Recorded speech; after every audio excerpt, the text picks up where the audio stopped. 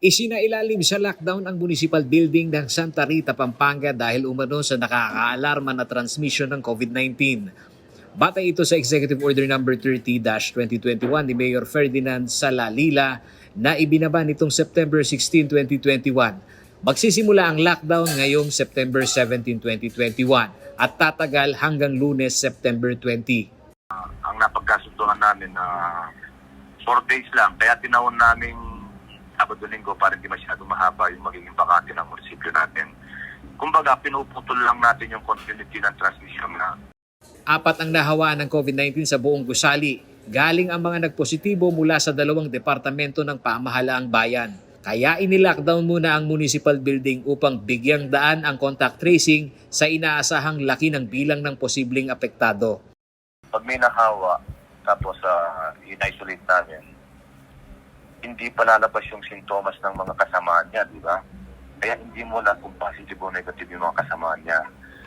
Kaya ang ginawa namin niya, yan, magka-lockdown mo kami. After 14, nakikita namin kung merong magkakaroon ng sintomas niyan o wala.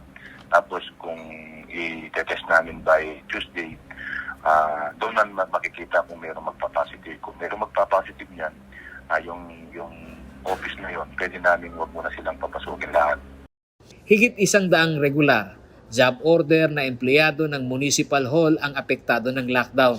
Work from home naman umano ang setup sa ilang empleyado, kaya may tatanggapin pa rin silang sweldo. Oo, pwede naman sila mag-work from home eh. Yung mga DO namin kasi sa mga opisina ko, konti lang. Yung mga DO namin na halos yung mga sa labas, yun may pasok yun. Yung mga nag-opisina lang ang walang pasok. Mahigit 100 staff kami sa munisipyo eh. JO, regular at casual. Pero nakarami yung namin, employee namin.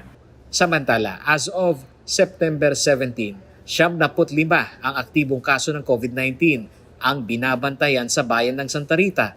Karamihan umano sa mga ito ay nasa isolation facilities habang ang 30 naman ay namamalagi sa COVID-19 Referral Hospital ng Lalawigan.